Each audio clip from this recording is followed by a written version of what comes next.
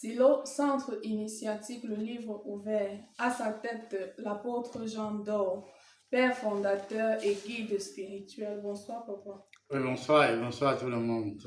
Ce soir, nous parlons du charme. Le charme est cette capacité subtile qui attire, séduit ou captive sans forcément passer par la beauté physique ou la perfection. C'est un mélange d'élégance, de personnalité, de manière d'être souvent difficile à définir, mais évident quand on la ressent. Le charme est un peu comme quand la magie s'opère, sans qu'on comprenne toujours pourquoi, et c'est justement ce qui le rend captivant. Dans les domaines de la spiritualité, religieux et traditionnel, le charme prend une signification bien plus profonde que la simple séduction. Il est souvent perçu comme une force invisible, un pouvoir de l'esprit ou de l'âme capable d'influencer, d'attirer ou de lier. Sur le plan spirituel, le charme peut être vu comme un rayonnement intérieur émanant d'une personne connectée à des énergies positives, à la sagesse ou à une paix intérieure. Sur le plan traditionnel, dans certaines croyances, notamment africaines, asiatiques ou moyen-orientales, le charme peut être lié à des dons spirituels ou mystiques. Il peut être perçu comme un don divin ou un attribut des sages, des guides ou des prophètes. Dans d'autres traditions, il peut être mis en garde contre les hommes trompeurs, les attraits qui détournent du chemin spirituel ou moral. Dans la tradition ancestrale, le charme peut également être rattaché aux pratiques de la sagesse traditionnelle comme les gris-gris, les talismans ou des formules dites de charme souvent recitées pour protéger, attirer la chance ou influencer dans ce sens. Que le charme est un outil sacré ou rituel qui demande respect et connaissance. Il y a une belle complicité dans ce mot charme. Il relie le visible à l'invisible, le matériel à l'énergie. Dans Révélation des initiés africains, tome 2, à la page 29, vous dites: le charme est un sens de la dynamique de la C'est tome 3 et pas conscience. tome 2. Voilà. Dans Révélation des initiés africains, tome 3, page 29, ici, vous dites: le charme est un sens de la dynamique de la conscience orientée vers une aptitude d'être et d'expliciter ce qui est. Ce qui est l'est pour la nécessité de l'existence. Tout homme porte-t-il en lui un charme naturel qui l'aide à se développer facilement? Oui, tout homme porte un charme naturel. Malheureusement, il y en a qui sont souvent seulement sous forme latente. Il faut parfois un déclic, une motivation pour qu'il y ait stimulation et éveil de ces champs dont la pensée tout porte à un degré donné les données de ce charme. Le charme peut-il être considéré comme magnétisme, attraction et charisme, ou alors c'est quelque chose de plus que ça?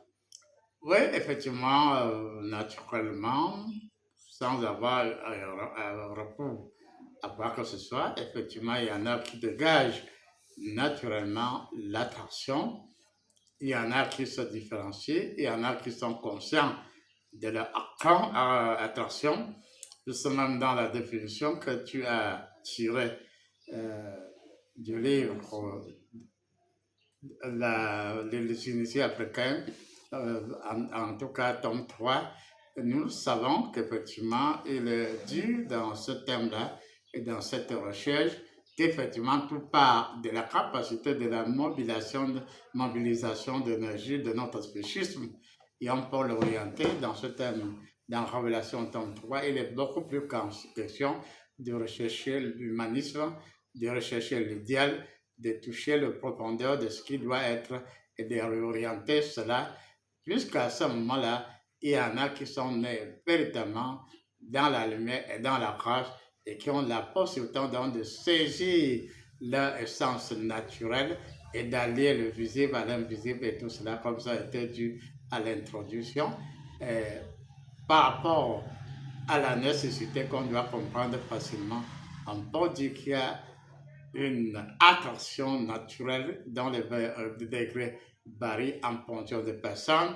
il y a le fait qu'il y en a qui, en permanence, sont dans la grande polarité et qui attirent toujours et qui peuvent même arrondir les deux bouts. Oui, l'aisance du charme existe bien sûr sur certaines personnes. Nous avons l'habitude d'entendre parler du charme. Certains vendent même des parfums de chance, des savons d'attirance. D'autres vont plus loin avec des retours d'affection. Quel est l'impact de l'usage de ces produits de charme sur celui qui l'utilise et même sur la victime? Oui, en réalité, d'après notre vraie tradition, avant de parler de filtre, du charme et autres, il y a d'abord consultation. Il y a d'abord analyse de l'âme, du corps et de la personne qui doit recevoir ce filtre ou je ne sais quoi. Donc, quand tu as analyse, on donne un attribut d'attraction ou d'activation de l'attraction proportionnellement à la personnalité de base de la personne. Et à ce moment, quand tu arrives dans certains cas, effectivement, au sens africain, l'attirance du vampire est totalement différente de l'attirance de l'homme naturel puissant, mais positif. Il y a les sorciers, les vampires et autres qui ont leur façon. Il est vrai qu'on qualifiera dans certains cas par le charme, mais l'envoûtement. Et je rappelle à ceux qui nous suivent que à Vision 4, on a débattu pendant beaucoup de semaines du charme, de l'envoûtement, mais comme on est sur le plan africain, on peut donc concocter des recettes, mais après l'application de la recette au sens africain pur et dur, il y a d'abord analyse du terrain porteur, il y a analyse des données de la personne, il y a analyse de la capacité de mobilisation de l'énergie de la personne et dans certains cas, j'ai rappelé plusieurs fois le cas de mon grand-père maternel. Il était dérangé par des voleurs, il est parti quelque part pour prendre quelque chose pour pouvoir protéger ses biens, mais on lui a posé la question, dans le livre de la Bible, as-tu ça avec quoi tu garderas ce qu'on va te donner? Il a dit, bon, cela consiste en quoi? On lui a dit, oui, cela consiste au fait d'avoir le vampirisme. Il dit, non, je n'en ai pas. Est-ce qu'on peut te transformer? Il a dit, non, je ne veux pas être transformé pour devenir vampire. Donc, ça veut dire que dans nos villages, dans notre ancestralité, dans nos origines, on prenait soin pour ne donner à quelqu'un que ce qu'il peut mériter. Mais il y a donc plusieurs champs. Il y a celui qui n'a même pas besoin d'écorce pour charmer. Il y a celui qui a besoin d'activer ce qu'il a de potentiel, mais qui est encore endormi. Il y a celui qui sent qu'il a un certain niveau, mais que le niveau ne peut pas lui suffire pour développer l'aspect qu'il veut, puisque quand on parle de filtres et autres, c'est par rapport à des objectifs bien définis. Mais dans Révélation tome 3, par exemple, on reconnaît qu'on peut tendre vers le bien, vers l'harmonie, mais dans cette circonstance, on rééquilibre les données de base concernant un individu, mais à ce moment-là, même s'il y a des ingrédients, mais ça dépend de la nature. Cependant, on peut donc dire qu'il y a ceux qui ont naturellement leur chance et qui ont une volonté de puissance. Il y en a qui sont nés moyennement développés et qui peuvent s'entraîner par eux-mêmes ou par des filtres. Il y en a qui ont besoin absolument de filtres parce que leur potentiel est absolument un peu trop endormi. Ou bien il y en a qui ont un potentiel suffisamment développé, mais on veut réorienter et en réorientant, on lui donne la capacité de booster ce qu'il a donné. Oui, apôtre, vous avez parlé de ceux qui veulent réorienter et booster ce qu'ils ont dîné. Il y a ces gens-là qui ont un talent inné dans un domaine précis, mais ils ne sont ni vus ni reconnus. Parfois, ils font recours au Ndjengu, esprit des eaux et génie pour avoir la visibilité. Qu'est-ce qui peut bien être à l'origine, l'impatience ou toute autre chose? Normalement, dans le dévouement, dans l'acceptation de soi. Si réellement on a un talent inné, d'une manière ou de l'autre, on finira par s'en rendre compte.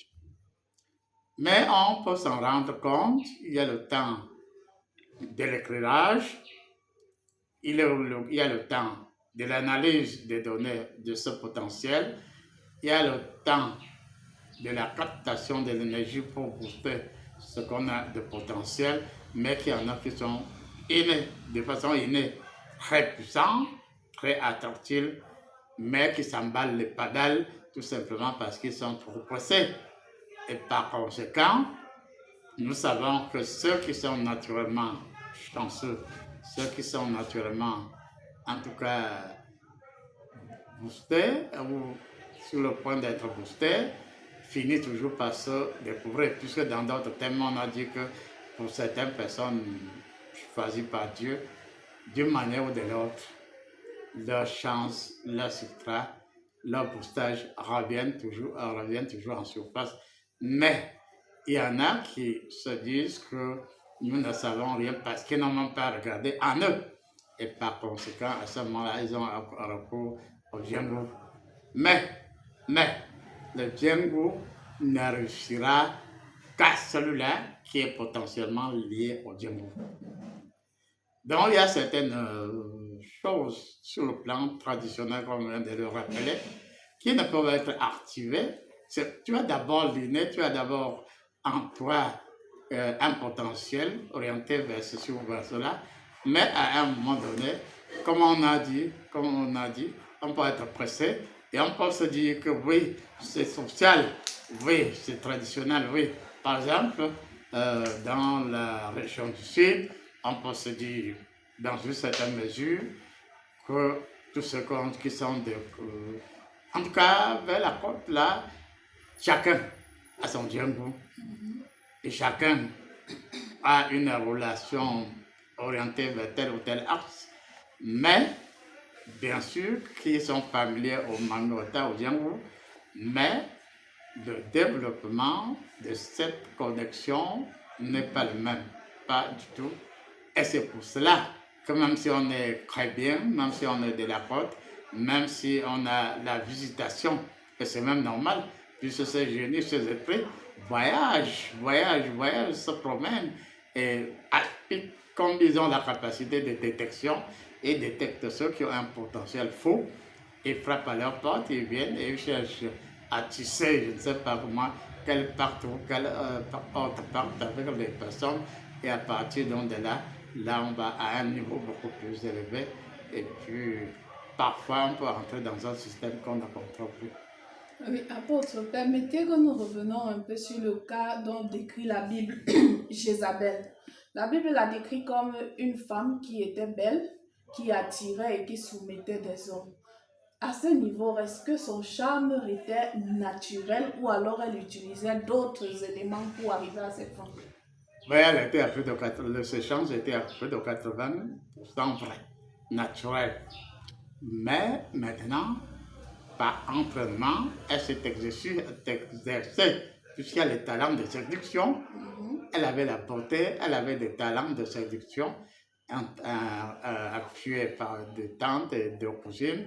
Elle était donc expérimentée, séduisant naturellement, des chances naturelles, ainsi de suite. Et elle a fini par véritablement avoir des alliances avec un certain nombre de génies, dont elle était costaud et suffisamment dangereux.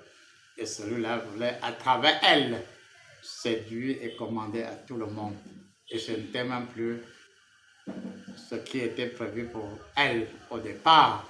Séduction naturelle, entraînement à la séduction, et puis exercice, et puis appui de ce potentiel. Mais à un moment donné, comme je dis, il y a eu l'ouverture de son champ à d'autres champs, il y a eu interpénétration et Satan, constatant qu'elle était d'une attirance au père, s'en est servi pour séduire et détruire ce qui tenait lieu d'église. Malheureusement, certains hommes de Dieu continuent à être sous le joug et la domination de cette Jézabel. Nous remarquons dans beaucoup d'églises où il y a tellement d'affluence et ces pasteurs font tomber les gens d'un revers de la main. Ceux-là, parmi eux, y a-t-il ceux que c'est de façon innée ou alors tous ont forcément mis la main quelque part? Oui, touchons d'abord l'aspect de faire tomber. Puisqu'il y a eu un témoignage, par exemple, le prophète Canet, il a reconnu qu'avant, effectivement, avant, il faisait tomber les gens. Un jeu de coups de pied, la personne était à terre et lui-même a reconnu, il a révélé dans les arts martiaux, il y a certaines formes de combat à distance. C'est-à-dire que tu donnes un coup de main, tu ne touches même pas la personne, mais sur le plan subtil, la personne est touchée. Tu peux simuler de tacler la personne, tu n'as pas touché la personne, mais la personne est taclée et tombe. Et il y a cette possibilité naturelle, puisque même Jésus-Christ, dans certains cas, il y avait des possédés qui tombaient, qui s'agitaient. Mais dans le cas de Jésus-Christ, ce n'est pas la même chose que les autres de Jézabel. Et nous disons que véritablement, le hic consiste en ceci, et je suis courant, puisque avec Pasteur Canet, il avait cette possibilité, il a eu l'entraînement à travers les arts martiaux. Il y avait d'une part les arts martiaux, il y avait d'autre part son potentiel, il y avait d'autre aussi ses entraînements. Il se disait qu'en faisant tomber les gens, il était content parce qu'on le prenait pour fort. Mais lui-même, il a eu à témoigner en 2018 que oui, c'était la débrouillardise. Laissons la débrouillardise tranquille. Je sais moi-même, tout à l'heure on va siéger, non? Par la volonté de puissance. Si je ne contrôle pas de dosage, appelons chacha. Si je ne contrôle pas le dosage, vous serez tous à terre. Or, sachant que j'ai la capacité depuis des années 80 de contrôler l'énergie que je dégage, j'évite donc de faire tomber les gens, puisque j'ai constaté que même vers les années 1988, bon, il y avait certaines personnes, dès lors que j'étais présent, les personnes me sentaient et tombaient. Et je me suis dit, bon, est-ce que le fait de tomber ou de faire tomber quelqu'un, ça change quoi? Puisque tu vas voir certaines personnes, dès que tu es là, elles sont à terre. Mais elles sont à terre, mais ça change quoi? Ça ne change pas grand-chose. Donc, on peut donc programmer de faire tomber les gens. Je dis et je reconnais que si je ne contrôle pas tout à l'heure, quand on va siéger le tonne d'énergie que je dégagerai, je vous ferai tous tomber. Or, il y a des choses que les hommes, certains hommes de Dieu ignorent. Tu reçois de Dieu un pouvoir, mais par le libre arbitre, tu as la capacité de contrôler ce pouvoir que tu as reçu de Dieu. Mais il est vrai que la matrice du contrôle relève de Dieu, mais à travers le libre arbitre, il te laisse la possibilité dans le libre arbitre. Si tu veux que les gens dansent, ils vont danser. Si tu veux qu'ils sautent, ils vont sauter. Si tu veux qu'ils courent, ils vont courir. Et comme ça plaît à la masse, puisqu'il y en a qui définissent que la masse est, bon, excusez du terme, disons que selon eux, la masse ne connaît rien. Parce que si on entre dans leur langage, vraiment, ce ne serait pas bien. Je respecte bien tous ceux qui nous suivent. Bon, il y en a qui considèrent la masse comme manipulable à souhait, mais pour revenir donc à certains hommes de Dieu, je regarde beaucoup de télévision, et beaucoup sont à l'aise de faire tomber, et beaucoup savent que oui, je peux faire ceci, je peux faire cela, et ça attire beaucoup de foule. Oui, on peut attirer beaucoup de foule sans faire tomber. Par exemple, hier, quand nous étions ici, 30 juin 2025, j'avais voulu la dose assez forte Je dis bien assez forte, elle n'est pas trop forte. Elle était assez forte et il était décidé que tous doivent être touchés. Il y a une personne qui n'était pas avec nous, Jackie, je l'ai vu aujourd'hui. Effectivement, une femme lui a montré une recette pour aider les femmes qui ont des problèmes de procréation. Elle n'était pas là, mais le Saint-Esprit l'a localisé puisqu'il n'y a pas un problème de distance au niveau du Saint-Esprit. Ça veut donc dire que selon moi, le conseil que je donnerais aux hommes de Dieu, c'est de savoir doser l'énergie. Parce qu'en réalité, si une personne tombe mal, elle peut rentrer de chez vous avec une fracture. Même s'il y a des senseurs, on ne sait jamais. On ne sait jamais. Donc, on se dit qu'il y a l'énergie naturelle, il y a la psychologie, il y a l'effet de masse, il y a l'observation de masse, et puis les gens adorent ça à quoi on adhère. Et c'est pour cela, maintenant, qu'il y a parfois confusion. Quelqu'un peut avoir juste ses forces naturelles avec la nature ou avec Dieu. Bon, en tout cas, oui, ses forces naturelles. Il peut ne pas contrôler même s'il a la possibilité de contrôler, il va se dire que s'il contrôle, il va perdre.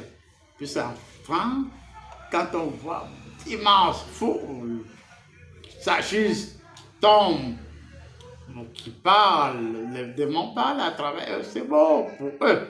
Mais on peut procéder autrement. Je le dis en connaissant de cause, puisque je suis habitué depuis très longtemps. Merci, apôtre. Maintenant, il y a ces gens-là qui attirent, comme vous avez parlé de la masse, ils attirent facilement les gens, hommes comme femmes, mais qui n'arrivent malheureusement pas à moduler leur énergie et leur attraction. Comment donc faire pour pouvoir mieux moduler et mieux contrôler son énergie? Parce que ces hommes sont souvent victimes, pour les hommes de Dieu, victimes de harcèlement de la part des femmes, et pour les femmes de Dieu, victimes de harcèlement de la part des hommes. Comment faire pour moduler et ne pas sortir de son cadre? Donc, il y a plusieurs possibilités.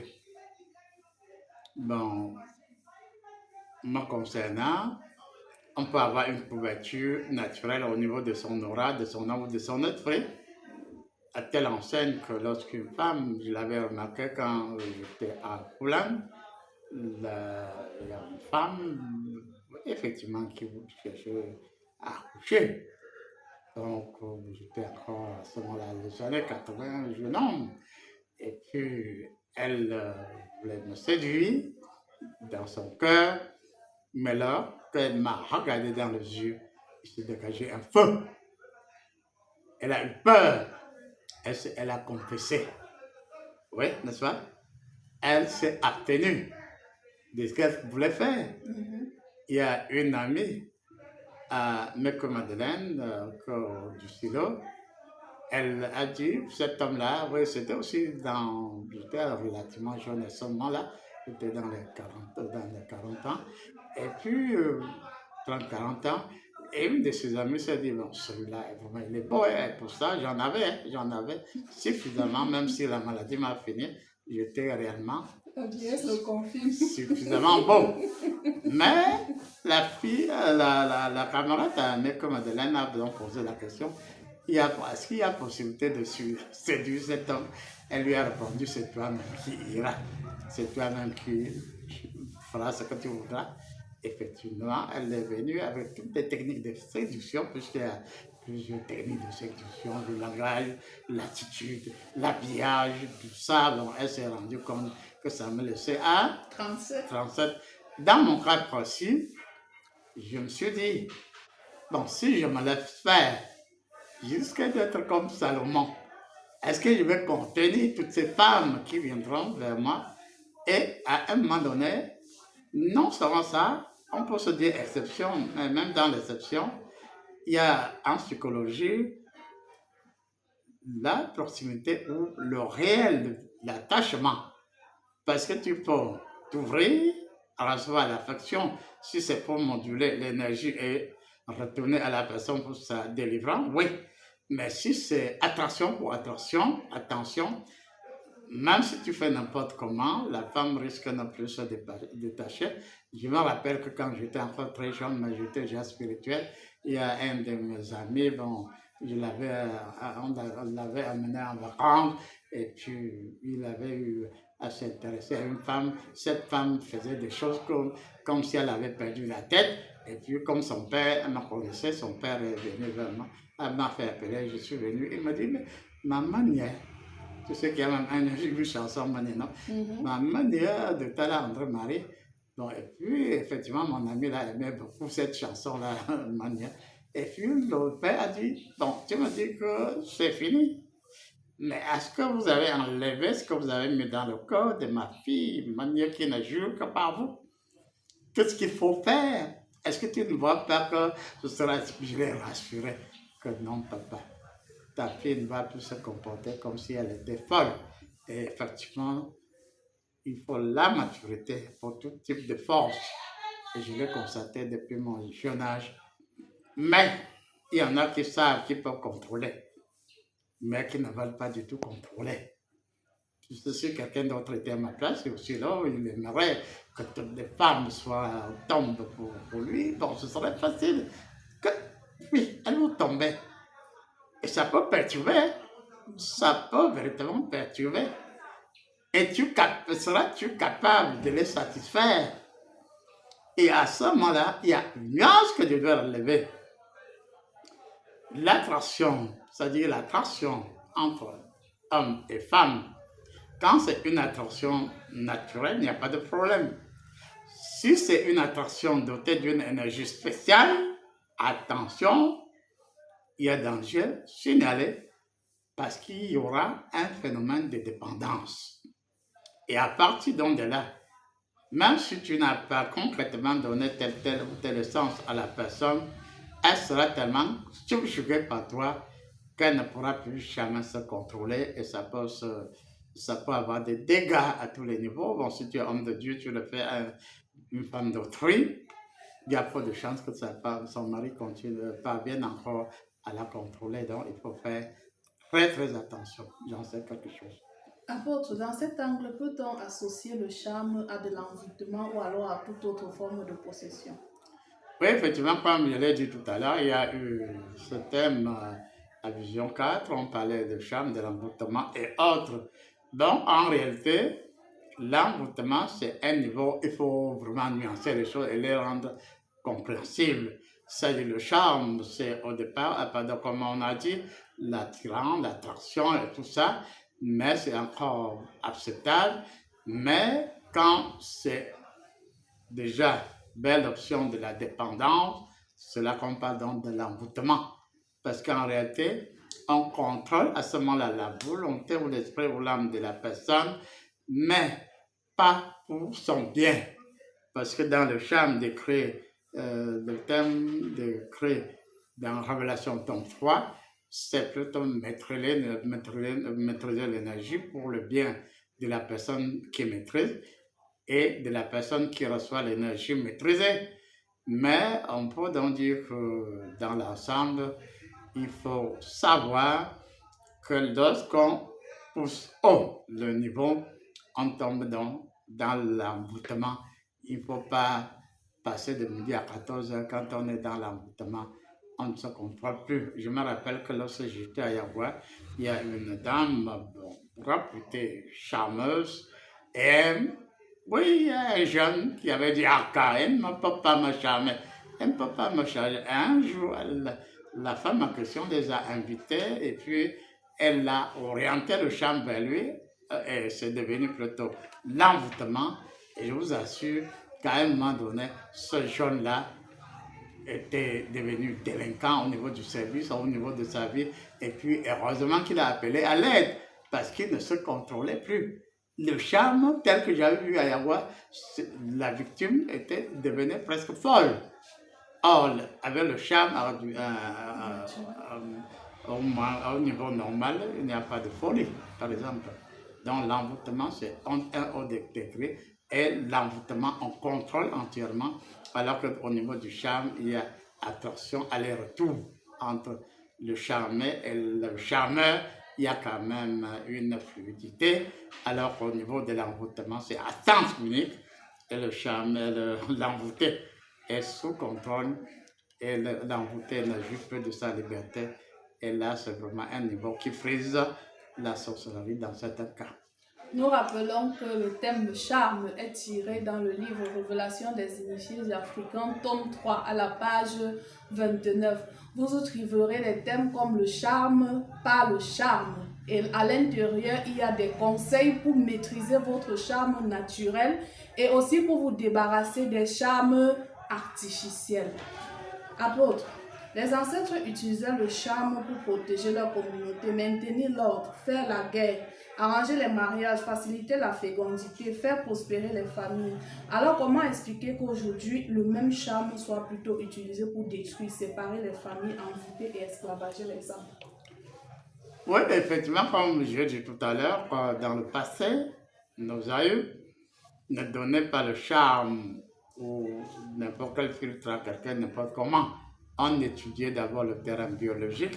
Est-ce que la personne avait le répondant? Est-ce que la personne avait un potentiel de vampirisme? Est-ce que la personne avait un potentiel de sorcellerie? Est-ce que la personne avait un potentiel de la magie? Et c'était donc bien cadré, bien dosé. Et à partir de là, le charme ne concernait plus seulement deux personnes. Non, celui qui a l'attention et celui qui subit l'attention, ou bien l'attention et attention. Non, il y avait bien une bonne gérance de ces données et ça pouvait être par rapport à toute une famille. C'est-à-dire qu'il y en a, mais là, ce n'était pas l'envoûtement. Il y en a qui avaient la capacité de production d'énergie telle que même s'il n'était pas à côté de sa femme et tu venais, tu devais ressentir que la femme est suffisamment chargée et d'une manière ou de l'autre, il y avait une force de répulsion. Donc, il y avait un bon cadrage et nous pouvons dire que de nos jours, ce n'est plus la même chose puisque quand il fallait protéger une famille, parfois c'était pas contre trop une forte somme d'argent, quand c'était un village, quand c'était pour... Ça pouvait être même par rapport à la guerre. Et à la guerre, même si c'était la guerre, le charme pouvait être utilisé et sans qu'il n'avait rien en droit avec l'envoûtement. Et on peut se dire, même dans la Bible, il y a des cas où des ennemis sont en train d'envahir le village, on leur envoie des prostituées déchargées de missions et ces prostituées étaient naturellement, en tout cas chargées et elles vous, comment dirais, elles vous apprivoisaient et par conséquent vous vous rendiez et puis quand les vrais soldats du village venaient, vous vous rendiez facilement. Donc c'était des subtilités bien utilisées pour le bien-être de la famille, le bien-être individuel, le bien-être de la communauté.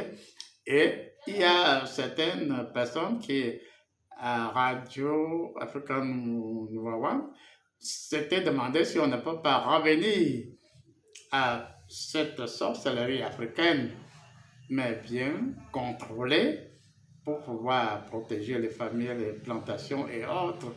Malheureusement, la personne qui a fait la proposition est morte sans concrétiser son projet. Et vous savez qu'en Afrique, de nos jours, désormais, tu peux faire des propositions qui sont de très bonnes propositions, mais les nôtres ne la mettent pas comme telle, sous prétexte que tu leur gâtes le marché, ou tu veux leur gâter le marché, et on te fait ça dur, comme on dit au quartier. Donc, ça veut dire que l'idéal serait qu'on redevienne naturel. L'idéal serait qu'on puisse véritablement reconnaître que même sous d'autres appellations, il y a eu au moins la séduction dans la Bible, non? Il y a eu la séduction dans la Bible.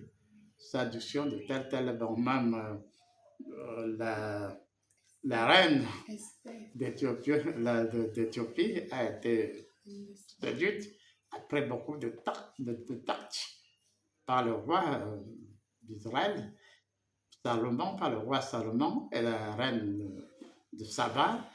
Donc c'était toute une nuit éveillée à chercher, à trouver des astuces. Il a fini par en trouver, il a fini par enceinter cette femme.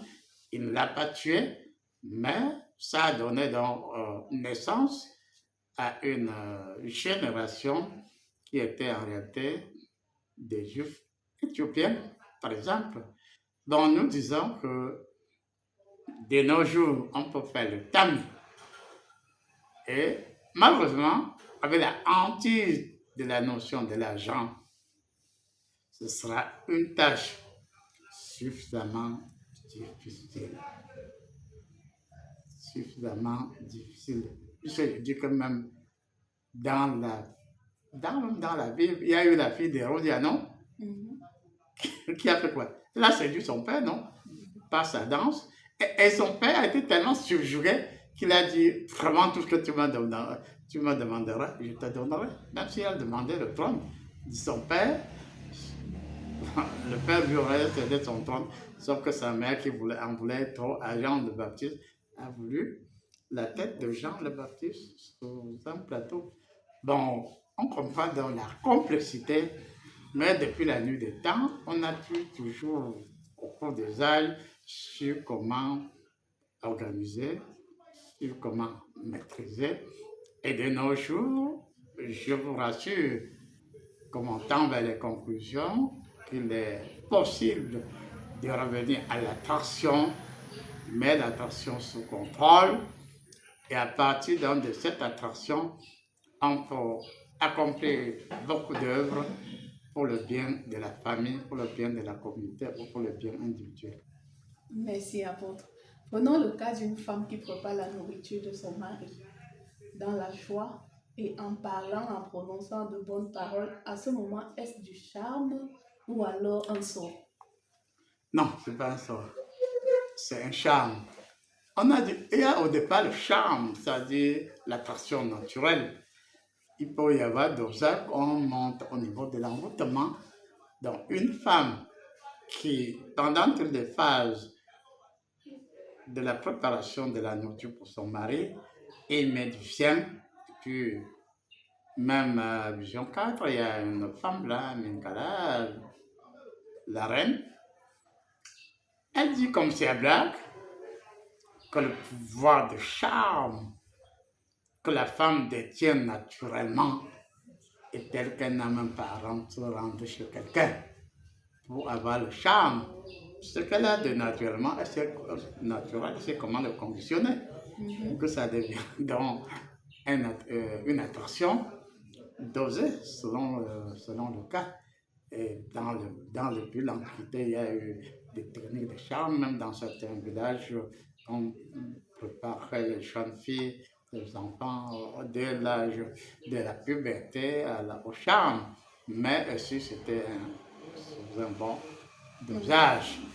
Le dosage, par exemple, dans le temps, c'était que les jeunes d'une famille, les jeunes filles d'une famille ou d'un village pouvaient séduire les garçons forts d'un autre village et ces garçons se rivalisaient. Et c'était autre dans notre culture, à mon chemin, on les appellerait les choucas, les chercheurs de bois.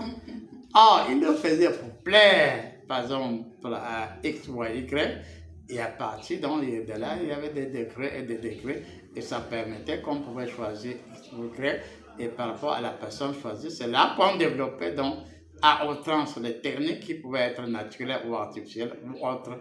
Donc il y a complexité et ça dépend de l'objectif à atteindre. Merci. En tant que grand Africain et grand sage, quel conseil pouvez-vous donner aux personnes qui utilisent le charme interdit pour envoûter? Bon, disons ceci, pour être proche de la nature dans sa complexité, il y en a qui peuvent commencer innocemment. Il y en a qui peuvent aller eux-mêmes. Mais il y en a qui peuvent faire appel, comme Isabelle, à des forces externes. Et ces forces externes peuvent être anonymes, mais il peut avoir le cas où on n'est plus dans le cas d'anonymat. Des chenilles spécifiques viennent et se présentent et présentent leurs services. Et si vous avez les convoitises, vous devez donc accepter leurs services. Et on va vous conditionner pour avoir d'une manière naturelle ou autre le souffle du charme. Mais dans certains cas, il y a la notion de parti. on tombe dans la notion de pacte. Et quand on a la notion de pacte, échange de sang et tout ça, mais c'est même pas de sang que deux jeunes peuvent se blesser et puis se toucher et puis prononcer des paroles, s'aimer jusqu'à ce que mort s'en suive. Non, ça va être naïf. C'est pas le sang qui charme, en réalité. Ce n'est pas, c'est la gravité, mais c'est la parole. C'est la parole qui sous-tend l'exercice qui constitue le charme.